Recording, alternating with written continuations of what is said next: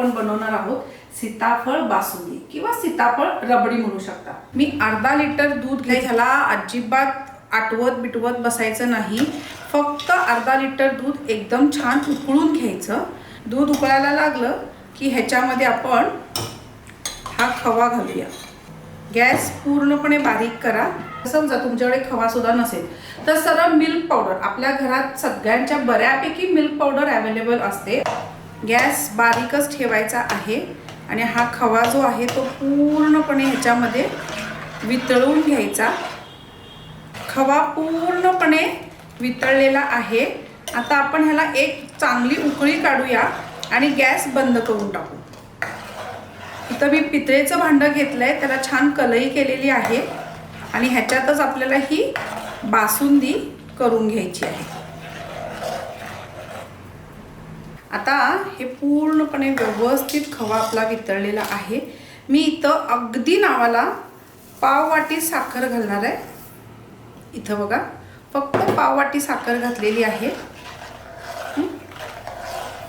आता आपण काय करायचं, हे पूर्ण मिश्रण अगदी रूम टेम्परेचरला येईल एवढं थंड करायला ठेवायचं। तर हे पटकन जर आपल्याला करायचं असेल तर काय करायचं, परातीत पाणी घ्यायचं आणि त्याच्यातच हे भांडं ठेवून टाकायचं। कसं ते दाखवते।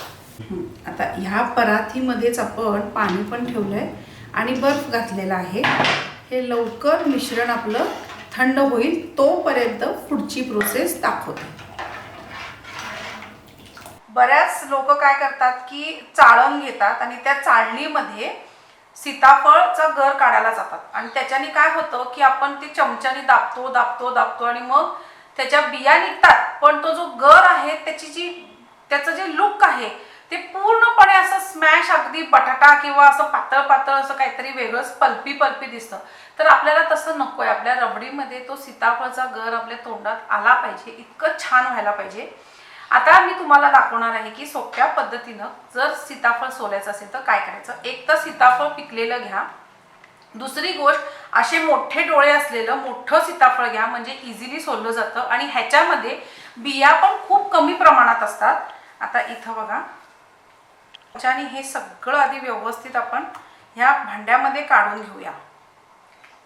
हे बघा, आणि हे जे साल आहे ह्याला सुद्धा लागलेला हा जो गर आहे हा व्यवस्थित चमच्याने काढा। तोच खूप जास्त टेस्टी असतो आणि त्याला छान पल्प असतं।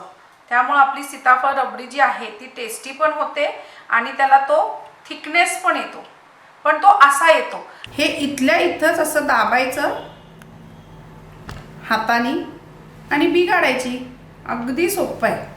हे बघा, बऱ्यापैकी तर सगळ्याचे ह्या जर मोठं सीताफळ घेतलं तर तुम्हाला गरजच नसते जास्त बिया सोलत बसायची। हे बघा, हे बघा, जवळपास सगळ्यातल्या बिया आपण काढलेल्या आहेत आणि आपला गर जो आहे तो बघा इतका छान अख्खा दिसतो आपल्याला।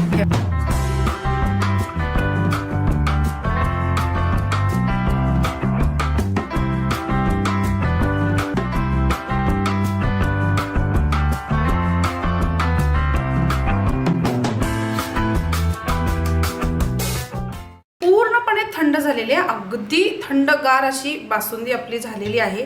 आता ह्याच्यात आपण हे सीताफळचा जो गर आपण काढलाय तो घालायचा। हा थोडासा गर मी वरती गार्निशिंगसाठी ठेवलेला आहे आणि आता हे पूर्ण मिक्स करून घेऊया। आता समजा तुम्हाला जर वेलदोड्याची पावडर घातलेला आवडत असेल तर आपण ह्याच्यामध्ये वेलदोड्याची पूड पण घालू शकतो, पण मला स्वतः सीताफळ बासुंदी ही सीताफळच्याच फ्लेवरची आवडते। पण बऱ्याच लोकांना कसं असतं की थोडंसं स्वीट डिश म्हटलं की वेलदोडा हा पाहिजेच। मग अशा वेळेला वेलदोड्याची पूड अगदी नावाला घाला आणि हे आता मिक्स करूया।